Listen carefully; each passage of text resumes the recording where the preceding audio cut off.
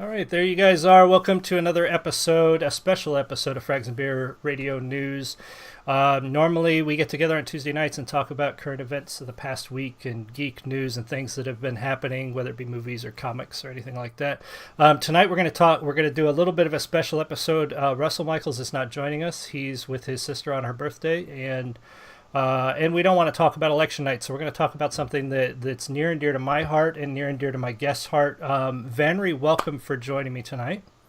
Thank you. And you write for Real Women of Gaming, but you've also got some other stuff out there. Tell everybody where they can find your work and what you do. Okay, well, I write for Real Women of Gaming, like you said. I'm also the editor for Real Women of Gaming, and I also write and edit for ninthcircleofhorror.com and some of my creative writing at aejohnstonwrites.com. Okay. I will try to get those links definitely on the recording. If you guys are watching the live show, thanks for joining us. Join the chat and ask any questions. If you're watching the recorded show, definitely subscribe. As usual, we're trying to get to those 100 subscribers, and this is the only time we're going to beg for followers. We want to get to the 100. After that, we'll just take as many of you crazy peeps as we can. So yeah, check out all of her work. But what we're going to talk about tonight, both of us are writers. We're different types of writers at different levels. We both write online opinion pieces, reviews, and that kind of stuff. So we both kind of sit on the journalism spectrum. But we are also creative writers. What's your normal genre of writing? Usually young adult fantasy. Okay. Okay, so cool. Very similar. I write more adult fantasy, though some of my stuff tends to lean, some of my shorts tend to lean some young adult, but also more adult. So kind of similar there. You had mentioned before, I still do, I haven't in a little while, but I still write some short fan fiction, mostly based around video games. Do you ever have you written any fanfic, even just little shorts about video games or whatever? I wrote once, I think in high school, I wrote fan fiction for Phantom of the Opera. Okay. For Phantom of the Opera? Okay. Yeah, I was obsessed with that movie. Well, why not? It's a damn good story.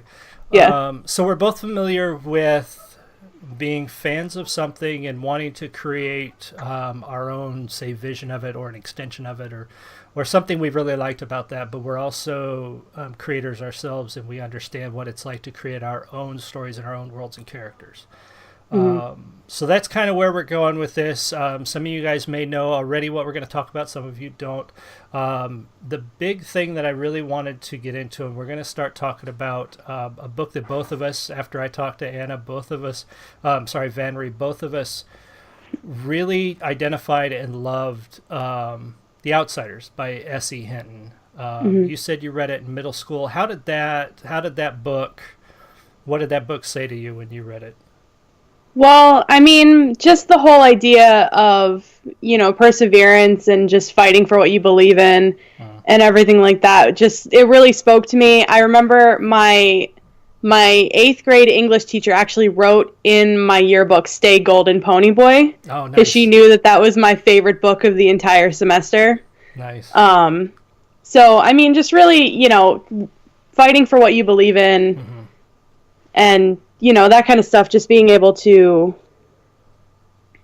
stick to your own values, I guess. Right. Absolutely.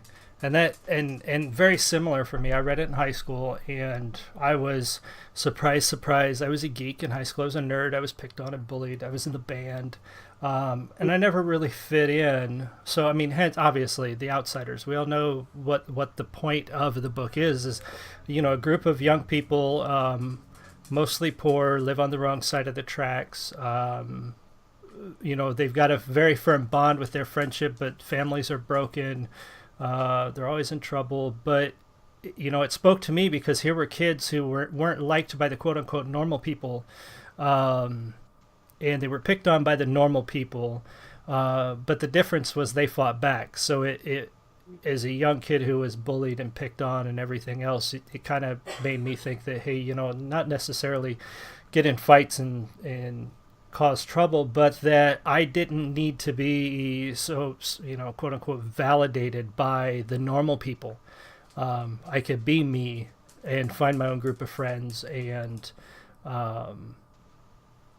and become part of something that way, as opposed to trying to become part of something that I wasn't. I mean, is that kind of, did you get any of that out of it as well? Oh yeah, definitely. I think just as you were talking, like just the real that the year that we read that was the year that I kind of came into myself a little more. Mm-hmm.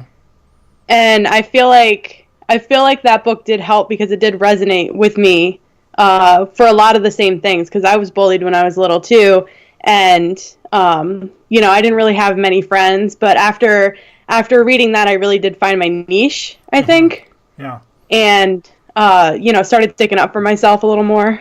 Nice, good. So both of us identify, and obviously more, I could identify with the characters. Because I mean, some of them were young boys. I think in the book they were, maybe except for the two youngest boys, were older than I was when I read it. But you were also able to identify with them as characters and as people similar to you, even though they didn't look like you, obviously, because it's a group of young, greasy-haired boys wearing leather jackets. Right. But in the way that Hinton wrote that book and those characters, it was easy for us to see ourselves in them, even though they weren't just like us, but in a way they kind of were. They were kind of metaphors for what we were at that time.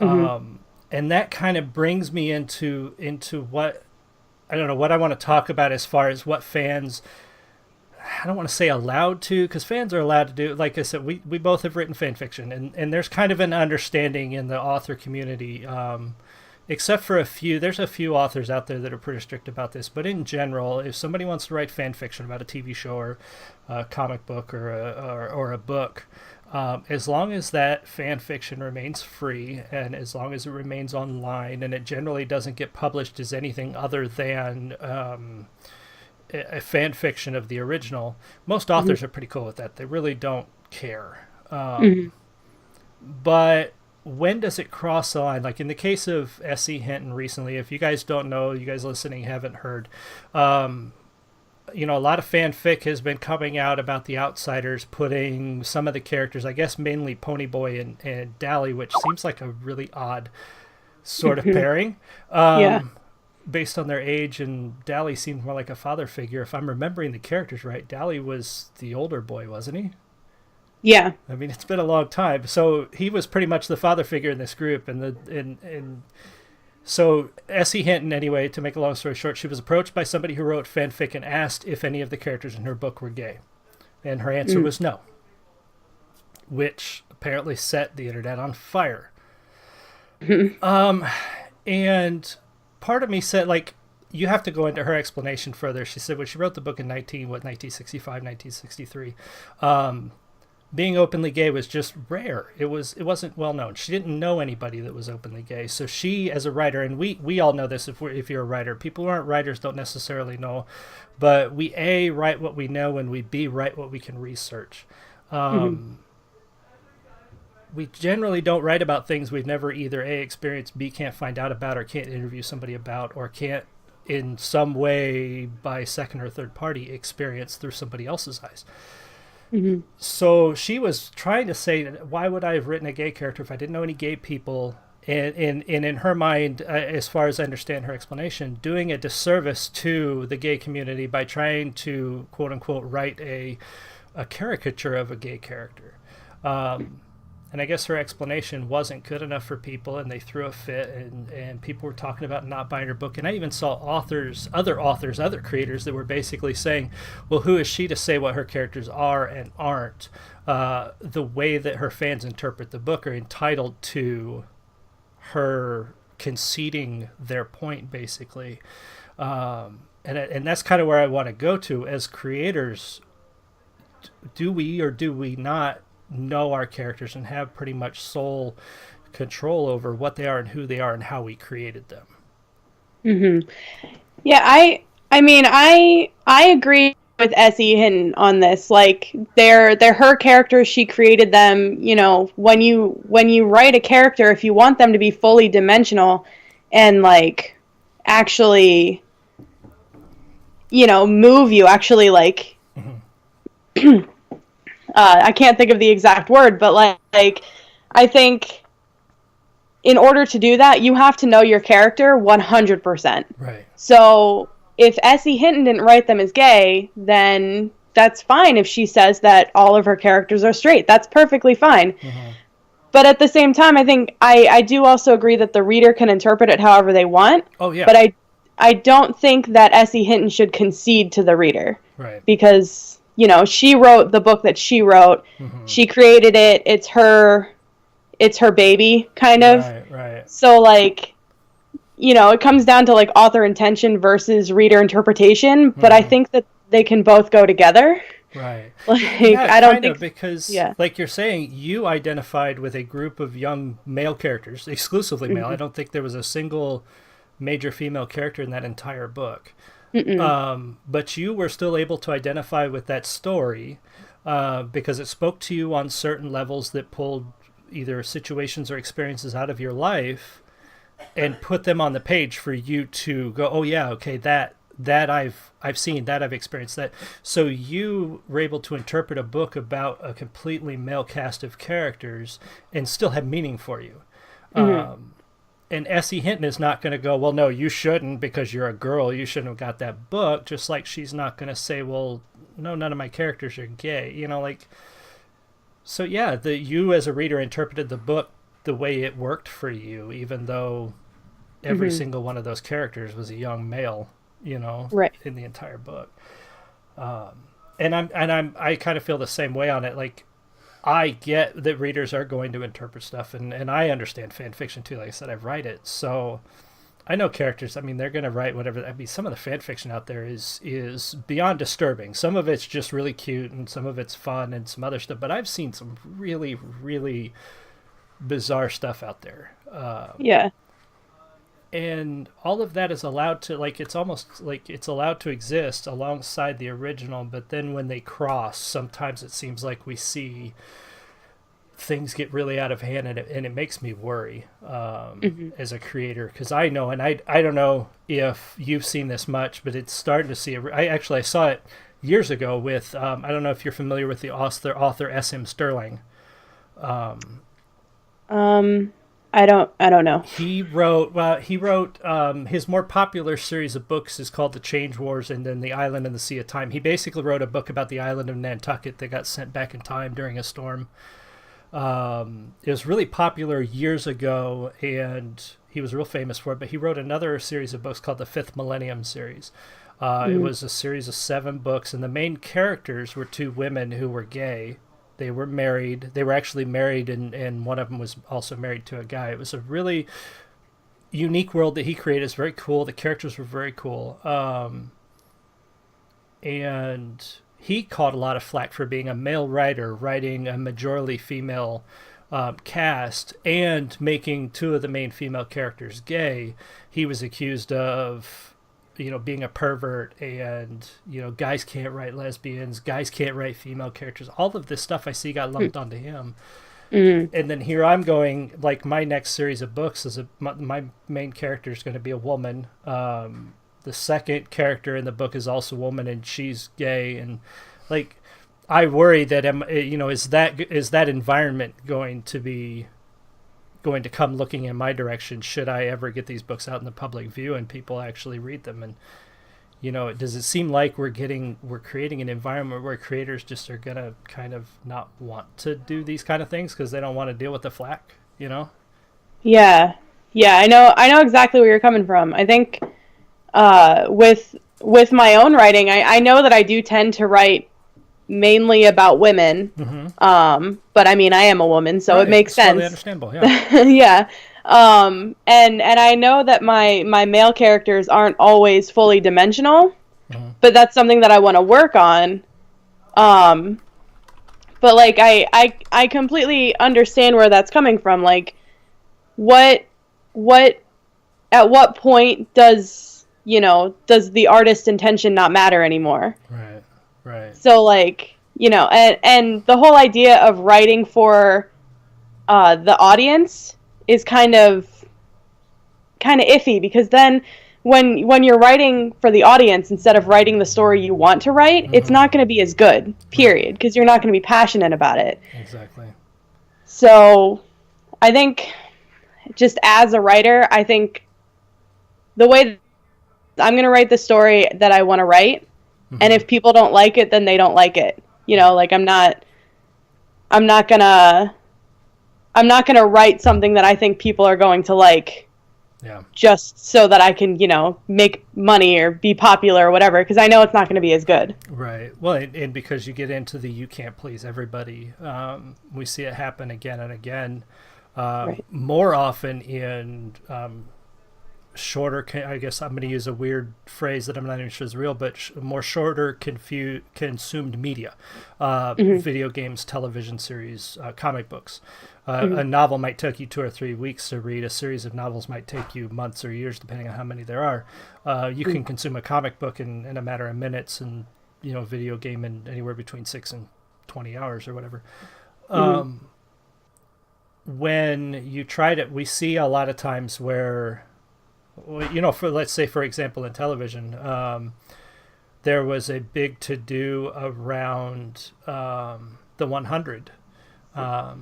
The 100's a very cool sci-fi show about young people. If you guys haven't watched it, it's a good show. I've enjoyed it. There's 100 kids that are sent down from a space station that was sent up when the world was going to shit. They're sent back down to the surface. They're basically all prisoners, and they're sent down to the surface to see if it's habitable. Turns out, I mean, the lead character's a woman. We find out that she's gay. Another lead character is a woman. We find out she's gay. They have a thing, and one of them is killed. And the fans absolutely lose their minds. The show killed off a gay character, a gay lead character, which brings up the question, you want the character, but you don't want the character to die. You want the character in the show to be gay, but you don't want the gay character to suffer any of the consequences of any of the other characters. Like, when you try to please everybody, you're not going to please anybody. And then, you know, where are you? You wind up writing something that's basically a dead end. You write yourself into a corner, so to speak, right? Yeah, exactly. And then you're not passionate about what you're writing because you're not writing for yourself anymore. Like, and then that reflects in your work, and then it just doesn't it's not good anymore. Right. So, and I do completely agree too, like with the whole, with the S.E. Hinton thing, with the Outsiders, it's like, it's very true to life that, you know, if any of these characters were gay, they weren't going to act on it. They weren't going to outwardly be gay or tell anybody that they were gay because, you know, in that time period, it was a lot more dangerous to be gay than it is now. Oh yeah, absolutely. And so you have to think about it, like, it's true to life. I think somebody tweeted at her, I think I was reading it earlier, somebody tweeted specifically, where was it? I have it in front of me.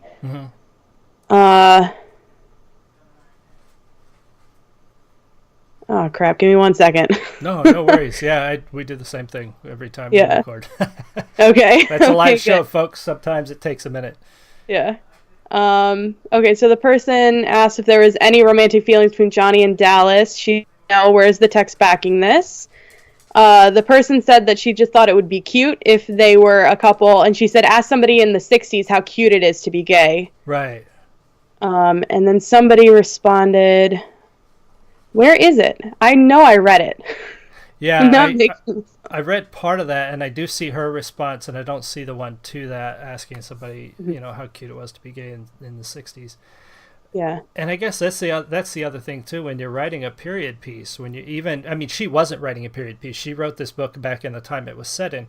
But even today, if you wrote a book today set in the 1960s, you're probably not going to write a main character being openly gay. No matter how much your fans want it to be, if you were to write that character, it would not be true to the time. It would not be accurate. If the character was openly gay, they'd only be openly gay to their close friends, and maybe even not their family. Probably only a couple people. Right. Exactly. So you just wouldn't. Right, and if you did write a book in the set in the 1960s about an openly gay character, like, that book would probably be solely about the strife and danger that was their everyday life. Exactly. Yeah.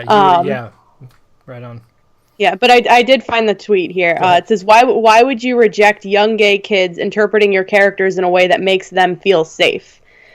And her response to that was, young gay kids can the book without me saying the characters were set out to make anyone feel safe.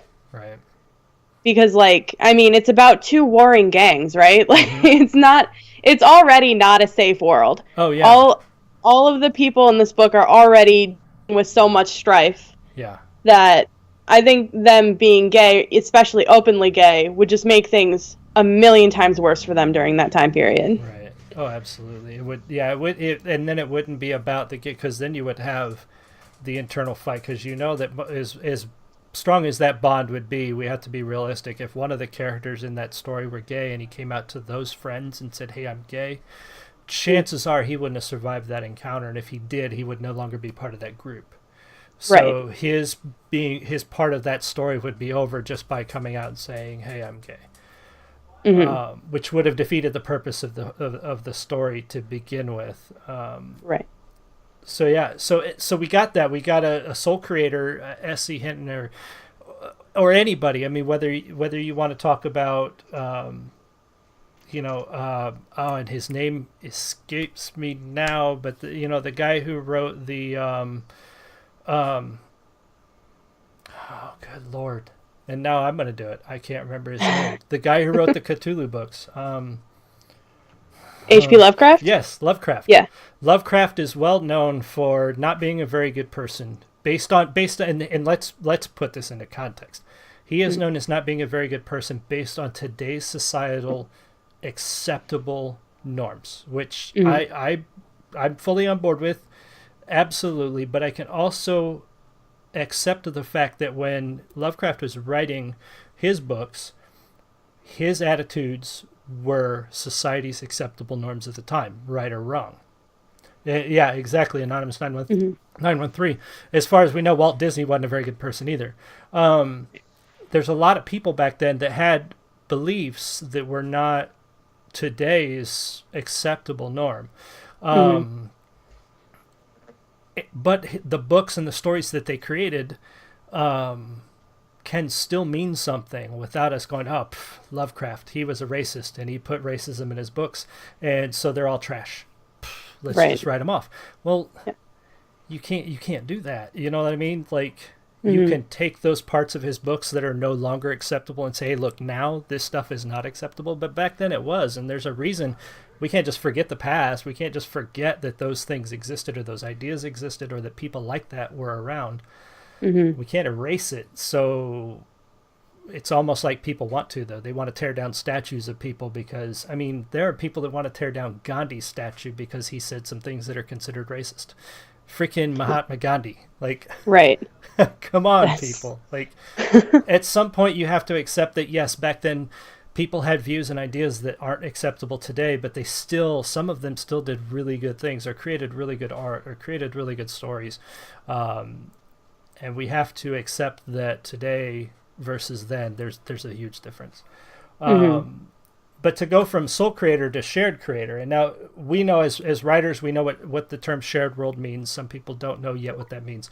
The most common recognizable shared world that most people know about are going to be comic books. But if you read novels, you also know, like, say you read, if anybody's heard of Dragonlance, Forgotten Realms, Ravenloft, Battletech, Conan, any time that a world is created by one person and then written about by other people is what we call a shared world. But comic books being the most common, so we want to roll into that real quick. Two things happened almost simultaneously, and it was fascinating to watch these two sides of this battle, so to speak, two sides of this fence, this ideological line, fight over two different creators for two different things, and basically say the same things at each other, which were both like counter. Like, let me try to explain it without getting to. Okay, so everybody, if you don't know yet, J. Scott Campbell. Been an artist for a long time, mostly with Marvel. He's a very unique style. I happen to like him, especially his Spider-Man art, because his style lends itself really well to what Spider-Man is, the long, lanky, very agile figure. That's kind of his art style. He's always drawn all of his figures having very long almost anatomically incorrect bodies. But that's just his style. That's the way he draws. And he was commissioned for a Midtown Comics, and to put it into perspective, this was a Midtown Comics variant cover exclusive. It was only going to be shown in Midtown Comics. You could only go buy it at that Midtown Comics location. It wasn't going to be on every newsstand in the country. So to put that into perspective, he was doing a cover of Iron Man with the new character Riri on it, which, by the way, that name, I don't know. Maybe that's a common name among young black girls. I don't know. But Riri, the last time I heard the name Riri was from that really awful movie that Johnny Knoxville was in. Where he showed up and he's like, my name is Riri and I'm here to help you. Like, every time I hear her name, that's what I see. So he does this cover, and he does two of them. He did one of her in the Iron Man armor, doing the standard Iron Man stance where the hand is thrust out, like, you know, the repulsor is out, and I think, if I remember the picture right, she had her hand on her hip. So he kind of took the standard Iron Man pose and made it slightly more feminine. She had her free hand, I think, on her hip, and she kind of had her hip cocked to the side. And then he did a drawing without the armor, of her in, I believe, I don't know if they were yoga pants, but they were tight like yoga pants, and a crop top, which I don't know if anybody's been out in the world, but I see a lot of freaking 15-year-olds that dress like that. Yeah. Whether you like it or not, that's how they dress. So it's just me. They didn't dress like that when I was 15, but they do now. And he caught a lot of shit for that. Like, a lot of people came after him, made the character too sexualized. There were even people that said it's not too sexualized, but he still, either he didn't do her right, or they criticized the color of her skin, which J. Scott Campbell's not a colorist, so he had nothing to do with that. But they basically went after him to the extent that Marvel Comics canceled the cover, which is a damn shame because he had already finished it, which means he spent hours on this piece. Hopefully he got paid, because artists don't always make a lot of money. And they canceled it, but that's a shared world. So where do we say that fans have more of a right over something that has been around? And I guess that one hasn't been around for a long time, but when a writer comes into something that's been around for a long time, or an artist comes around to something that's been around for a long time, like, say, a comic book, do you think fans have more right to complain about a huge change in the character? Like, let's say changing Tony Stark into Riri. Do fans have more of a right to say, hey, wait a minute, you know, this world, they feel more connected to the world. It wasn't created by the people who are writing it now. So when they come in and make these huge changes, do you think they have more say in whether that should happen or not? I think maybe a little bit more say, but not all that much. Just because, like, again, the creators for this, like Brian Michael Bendis, who actually created the story of Riri, like, that's still his story that he wants to tell. So, you know, him having free range as a writer and J. Scott Campbell free range as an artist, I think is still important.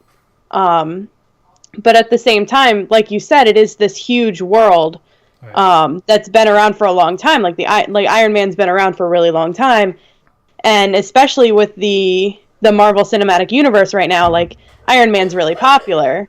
Right. Tony Stark is really popular. So I feel like with something as big as Marvel is, fans might be able to have more say, just because Marvel is more about giving the fans what they want, I think, than an individual writer would be.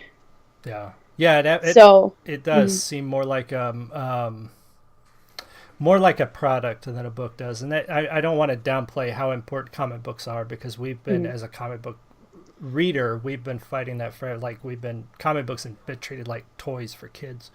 When there really are some impactful moments and stories in comic books out there.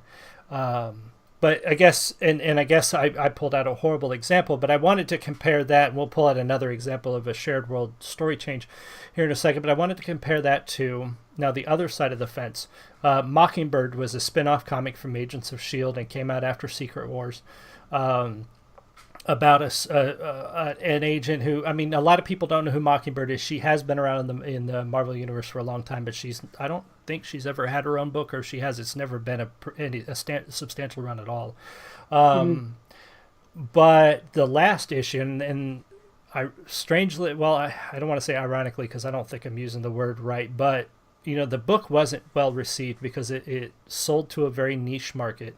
The writer she was very feminist in her book, which is her, it's her call. It's her book. Marvel said, here, write this book. And she wrote the books the way she wanted to write the book. And the book was canceled. Probably not because and I don't want to say it was canceled because it was bad. It was canceled because it intentionally marketed itself to a very small audience. And the last issue came out, and the cover had the main character, and her name escapes me because I suck with names. Her character name is Mockingbird. She's wearing a shirt that says, "Ask me about my feminist agenda." And that, to me, like, obviously she has every right to write and do whatever she wants to with the creation they've given her.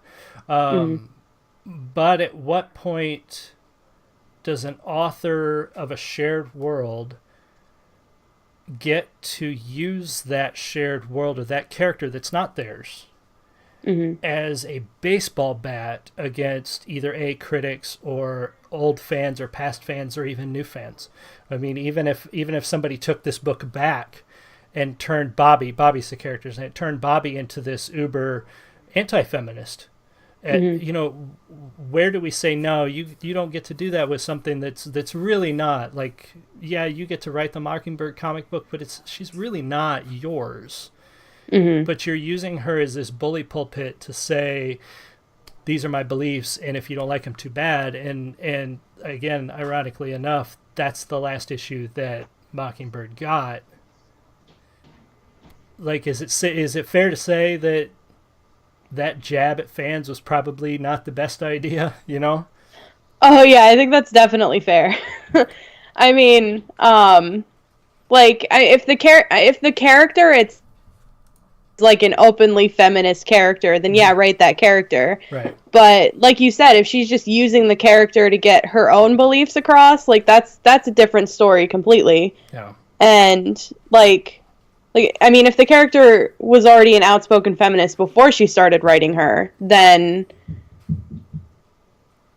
yeah, I think it would be the, if you don't like it, don't read it type thing. Right. But if you take a character and then just use it as, an outlet to share your own beliefs, then, and I mean, I'm an uber feminist. Right. A lot of people know that. Sure. But like, I wouldn't have done that. I would have probably, like, maybe gotten because I'm not familiar. It's just sort of cut like out for a second. Not familiar with what? Oh, I said I'm not familiar with Mockingbird. Oh yeah. So like I just know the little bit that I read about it. Right. So but from what I understand, like it definitely was kind of like a jab at. I think she even said, where is it, that everybody who criticized her were misogynistic bullies. Yeah. And I don't necessarily think that that's true. Like, some people might just not like, a character that they admire being so blatantly used. True, very true. And the comparison I found very interesting here, and you're absolutely right. And I don't know as much about Mockingbird as I probably should. And she may very well be. I know Mockingbird from Agents of S.H.I.E.L.D. show, and to me, she was a feminist character in practice, not so much as walking around waving the flag and wearing a T-shirt. Like, she was an independent woman that did her own thing, but she also worked as a team. Like, she wasn't just like, I'm going to do my own thing because I'm a woman. She worked as a team because she was on a team, but she, she gave her ideas on missions. She was out there on solo stuff. Like, to me, like I said, a feminist in practice rather than in rah flag waving, that thing. That's the Mockingbird, I know. But what I found interesting was a comparison between the people. The people that went after Mockingbird because of this cover. Some of them were valid criticisms, like you said. That's probably a poor way to write a cover. Your comic book run only lasted 8 issues, so what you were doing with it probably wasn't a good idea. That was a lot of the criticism. A ton of the criticism actually was just that you're probably preaching to a niche and you're not going to make the sales to keep your book going, which it turned out she didn't. But then, other people were like, why would you put this on the cover? Well, she can put whatever she wants on the cover. That's her thing.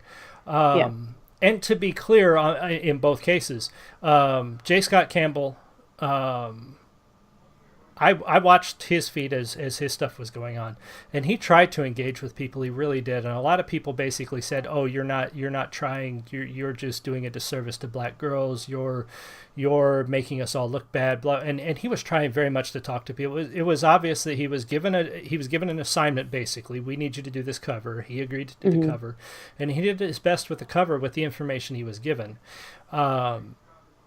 And then people didn't like it, and he wrote a tweet. This is kind of where I'm getting at with some of this stuff. He wrote a tweet that's very concerning for me, going forward with this kind of environment. He tweeted, "I'll take that into." He was responding to somebody who was saying, "This is what you should do when you want to draw a black girl again," and he said, "I'll take that into consideration. The sad part is, this overreaction makes me afraid to even try again." So you've created an environment where a longtime, very good artist who's going to be on comic book covers going forward may not want to draw young black girls ever again. And that's unfortunate for a world who wants more and more diversity. Right. So, and then on the other hand, the same people criticizing J. Scott Campbell were defending Chelsea Cain. In the case of Mockingbird, and she left, and to be very clear, she left Twitter, but she even said she did not leave Twitter because of harassment. Like you go to the articles online and look up Chelsea Cain, and they're like, oh, she was harassed by all these people. Even she said it wasn't harassment. She just did not expect the level of criticism she was going to get. And she decided that it was better. Actually, I think her story was that her daughter was reading this stuff online. And while her family was doing family things, she was sitting in front of her computer responding to critical tweets about her cover and her book. And she left because she decided that her time was better spent with her family and taking care of her kids and all that stuff. But it was interesting to see, like I said, both sides of the fence, the defenders of J. Scott Campbell going after Chelsea Cain and the defenders of Chelsea Cain going after J. Scott Campbell, and both of them creating an environment where two creators feel like they may just not want to try again. And right. That's probably my biggest issue with this whole thing is, like, everybody's going to forget these two events in a year except for J. Scott Campbell and Chelsea Cain. They're not ever going to forget these events. Right. And I think that's going to hurt them. Yeah, I think you're probably right with that too. Especially like with Twitter and social media being as big as it is now, people don't really understand how, things affect people.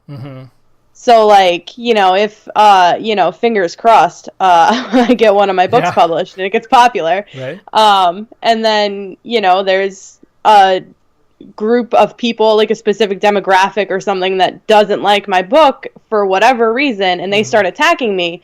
That's like, or not necessarily attacking, but like criticizing me. That's probably millions a day, just telling them you suck, in one way or another. Right. And, like that kind of negativity can really affect a person. It is. It's hard, especially creators, and I don't want to be like, oh, it's so hard to do what we do, and we're so weak and all, because we're not. But we are the most critical people in our lives of our own work. I don't know a single author, artist, or creator, if they're not critical of their own work above and beyond anybody else, then I don't know if I've ever met anybody so arrogant that doesn't think that, like, every author I know, there's a term for it, imposter. What is it? Imposter syndrome. Where even some of the most famous authors, or especially authors that start to get famous, feel like fakes because we don't think our stuff's that good. And people start to like it and start to buy it, start to read it, and we're like, what's going on? Because my stuff's not that good. We are the most critical people in our lives of our own work. And when other people come after us for that stuff, it starts to validate our own criticisms of our work, and then we start to go, well, maybe they're right, maybe I was right, maybe I'm no good. And the worst thing you could do is make a creator not want to create anymore. But I don't want to, on the other hand, I don't want to say valid criticism isn't needed. Valid criticism is absolutely needed. It's the only way we get better. But when valid criticism turns into you just suck, or women shouldn't write men and men shouldn't write women, or white guys shouldn't draw black girls, or whatever it is, when the criticism turns into that kind of irrational stuff, then we start to go, well, why would I want to do that again? Because people are just going to hate it and they're just going to chew me out for it.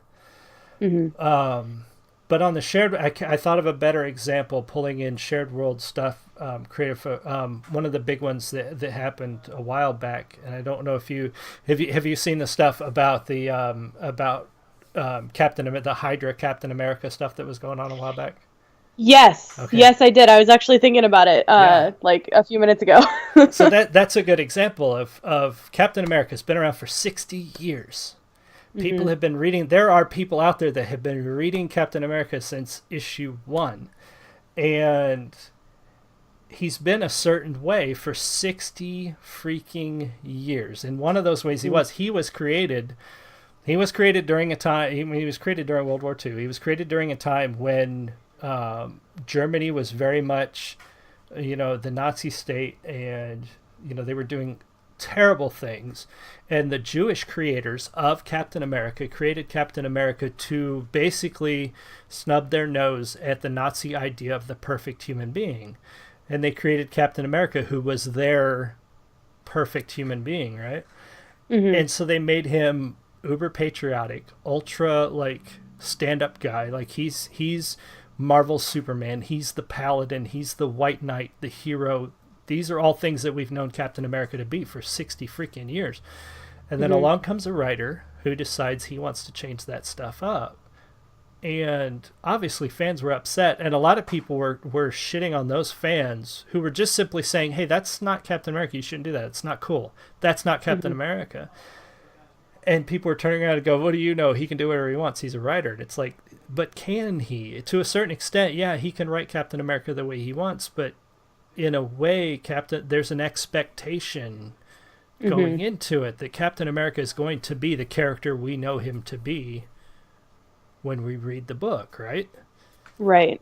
And that particular change is such a huge betrayal to, I think, the fan base that has been reading him for so long, because like you said, he was made to combat the idea of, Nazi Germany and everything like that, which was very, and he, was first created.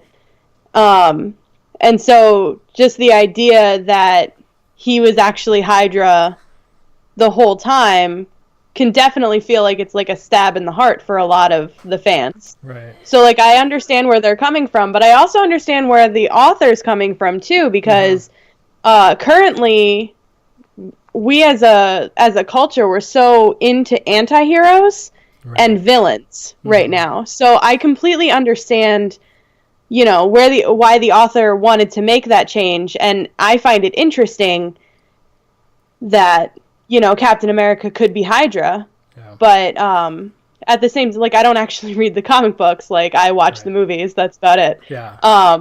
But just the idea of it was interesting to me, Yeah. Just because, like I said, we're in a culture that likes anti-heroes and likes villains, Yeah. like Oh, so absolutely. much. Yeah. Absolutely. Yeah, and you're absolutely right. I mean, some of the more popular characters in comic books, especially, are the villains: the Joker, Harley Quinn, Magneto. When you look across the spectrum, yeah, I think more, or the anti-heroes: Batman, Wolverine. The guys that aren't the goody two shoes. Yeah. And you're right. The author probably does have an extended story to tell, and I think I know who Anonymous 913 is. Yeah. Um, 913 is. but the author did have a story to tell, but the way the criticism was handled, I think, created more fire, rather than there wasn't, and I even talked to the writer of myself. I tweeted at him a couple times, and and not so much him, but other people in his sphere, either friends of his or other people working on the project, were coming after me like, "Hey, you have no right to say that to him. You have no right to question him." And I'm like, "Wait a minute. I've been collecting Marvel comics since before this guy was probably talking. Like, the writer who's writing Captain America is a pretty young dude. I've been collecting Marvel comics for, God, I don't even know now, like 22, 23, 24 years or something like that. So I think I have a certain right, a little bit of a right to say, yeah, wait a minute. Are you sure this is the right thing to do with this character that we've all grown up knowing and loving and understanding?" And I wasn't calling the guy crap. I wasn't giving him shit. I wasn't saying anything mean, but I still had people coming at me and saying, "Hey, you have no right to question him." And I'm like, to me, I think I do have a little bit, Yeah, he's going to do whatever he wants to do. Obviously, he's paid to write for Marvel, and Marvel's going to let him do it, and he has a right to do it. But I do think as fans, we do have some sort of right to say, hold on a second, answer some questions, let me know where you're going with this is the right thing. And funnily enough, when I did question him, and this was even in an interview, and I think I wrote an article about this, the author said in this particular case, it wasn't mind control, he wasn't faking it, it wasn't time travel, and he gave all these scenarios that it wasn't, and because a lot of people were asking, how could this possibly be? They're trying to understand it. They're trying to understand how this character would be this way. And he said, no, it's none of those things, and it turned out to be mind control, basically. So then people said, well, you lied to us. You said it wasn't going to be these things, and it was one of those things. And then it turned into the author being very defensive about it. And a lot of people, I mean, that was the point where I wrote off Marvel Comics completely, because it came off more as a stunt to make sales rather than a cool story to tell. Yeah. And I kind of get, because Marvel's been doing that for years, and I did a whole video on that for you guys out there listening. Like, I've watched Marvel do it ups and downs. Like, let's come up with the most outrageous story, and next week we'll come up with something more outrageous, and then the next month, and it's tiresome when the characters never change, but we're always like, oh, they're going to change. Thor's going to be a woman, but then a year later, Thor's back. Well, that's weak. That's not courageous. You want to be courageous, kill Thor, and make the new Thor a woman, and that's courageous. It's not courageous to take a character away for 6 months or a year and then bring them back. That's just a stunt to sell comic books. Right. So yeah, I think we're kind of on the same page. It's like, it's one of those things where, like, part of you wants to say, yeah, we should say something. The part of you's like, no, this writer does have the freedom to write what he wants to write. And ultimately it comes down to what people are going to buy and read. And unfortunately, his book's not doing so well either, because of what they chose to do with it. And that's unfortunate. So yeah, anything else you want to, I mean, did you find anything or think of anything while we were discussing this that you want to compare to the topic? Well, just like, I have a personal story a little bit about people just not accepting any, like, constructive criticism about a creative work. Sure. And it's not even really my story, it's my sister's. Go for it. When I was living in LA, I was living with my sister, and she's an actress, so she goes to a lot of play reads. Mm-hmm. And one of her friends wrote a play and asked her to be there. And the whole idea of a play read is to see how it sounds and give constructive criticism on how it can be better. Right. And so everybody who was there was basically doing, like, all they were doing was praising the author, like, oh, this is amazing, don't change a thing. And actually said, you know, like, she was giving some constructive criticism. She was like, well, this part was a little confusing for me, you know, you might be able to word it maybe a little differently so it comes across a little more clearly or something like that. And she was basically attacked by almost everybody who was there. And thankfully a couple of mutual friends were there, so you know, like, they kind of defended her. Right. But for the, oh, well, you know, it makes sense to him and that's all that matters, or like, you know, this is amazing, how dare you say any of that to him, or, you know, that. Right. And it, unfortunately, it like ruined their friendship. Yeah, I can see that. Yeah, so like, I think it's important as a creator to understand that constructive criticism is not an attack. Mm-hmm. Same time, we also need to be able to word our constructive criticism in a way that it doesn't sound like an attack. Right. I guess, if that makes any sense. No, yeah, it does. And I do think, I agree. It's one of those things where we're most, especially authors, but most creators, artists, authors, depending on your scope of work and what you work on in the projects, the size of the project you work on, a lot of us are very solitary creatures. We work alone. We work in front of a keyboard and screen, nobody else around, and a lot of what we do is very much by ourselves. And then we put that work out into the world, hoping that somebody likes it. And then generally, and here's the thing, and I learned then, this is going to be a weird linkage, but I learned this in retail. People are more apt to give a bad review of a product than they are a good review. Mm-hmm. For every person who complains about service at a store or a restaurant, or complains about a product, there's 100 or 1,000 or 10,000 people that loved it that won't say anything. Right.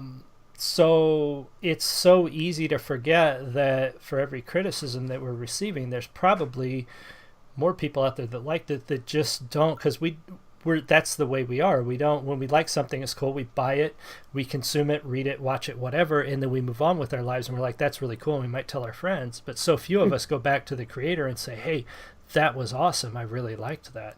And then on the other hand, sometimes when we do, the creator's like, hey, wait a minute, really? Like, they think we're maybe faking it.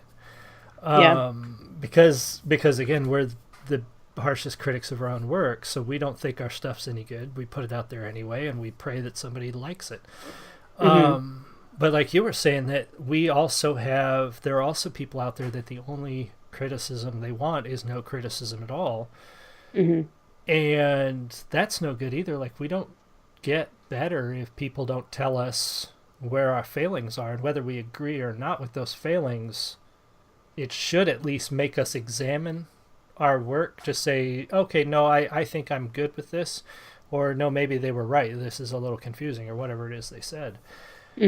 But then, yeah, you have some people that, you suck is not criticism. The book sucked is criticism, but it's not very good criticism because it doesn't tell anybody why.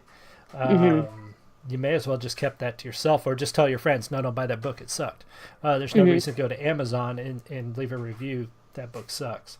Or worse, not buy the book and review the book because you don't like the author, which is a whole nother can of worms on Amazon and Goodreads and other places, where people just go and review something that they didn't even read just because they don't like the person who created it. That's not criticism either. That literally is a personal attack. When you leave a review for a book because you don't like the guy's politics, and you didn't buy the book or read the book, and all you talk about is how the guy sucks because he's not your political party or whatever, that's an attack. That's not criticism. Right. But yeah, we should, and we're not going to change the internet. We're not going to make people better at criticism, but as creators, I think we do need to understand that partially. I think some creators are too quick to like, oh, all these people are telling me how bad my book is. They're attacking me, and like you said on that one article, and I don't even think it was Chelsea Kane who interpreted it, and she may have, but when she said that everybody who doesn't like her book is misogynist, whether it was her or somebody else that said that, like you said, that's not a fair assessment. Right. You don't know that. You don't know that they don't like you because you're a woman.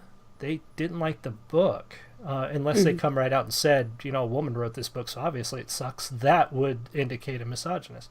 So yeah, we have, I think as creators, we also have kind of a level of responsibility to accept that the internet is shit 99% of the time, and we can't take everything it says to heart and fly off the handle and make things worse by, I don't know what I'm looking for there, but we have to take some responsibility for the environment we help to foster by taking those things too far. Don't read the reviews is what a lot of people said, because the crappy reviews are just gonna, but then again, you need the criticism, so you got to filter out the good for the bad. But yeah, that was a long-winded way of saying that all of us need to be a little better at what we do, I guess. Yeah. So yeah, we're almost at our hour, folks. It's been an awesome discussion. I've been really glad to have you. Anything else you want to offer before we go? I mean, not particularly. I just want to plug a few things again. Go for it. Shoot. So definitely check out realwomenofgaming.com, where both me and Trevor write. Check out Ninth Circle of Horror, where I review horror movies, along with my best friend, Crimson Pleasure, who also goes under Liliandra Winters.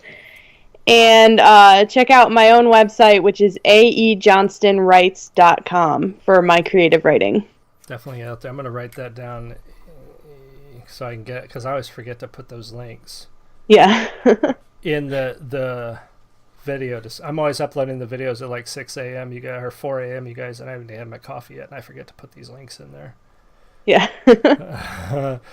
So yeah, thank you for joining us. If you watched the whole live show, you guys are awesome. I love you. If you're watching the recording all the way to the end, I love you too. But come back for the live show. Come back for Saturday Randomness. I believe I'll have a show this Saturday. I don't know what I'm going to play yet. Check out Vanri streams. You can find them through Real Women of Gaming. What night do you stream for the Twitch? I stream on Friday nights. On Friday nights. And what do you typically, are you the one doing horror as well? Usually I do horror. Right now, a game called Heavy Rain, and next I'm going to be playing Final Fantasy 15 when it finally comes out. Oh, nice. I'm looking forward to seeing that. That looks pretty. I've said that about some Final Fantasy games, and they've been kind of but this one looks really cool. And that's on twitch.tv/Real Women of Gaming on Friday evenings, so check that out. So thank you again for joining me. It was great. I'm so glad to have you. Thanks for having me. Awesome. And you guys have a wonderful night. Come back Saturday, and next Tuesday is going to be our Doctor Strange special. I'm not sure who's going to be with us, but there will be spoilers, so go see it before the show. Otherwise, you might not be able to watch the live show. So thank you guys. We love you. Have a good night.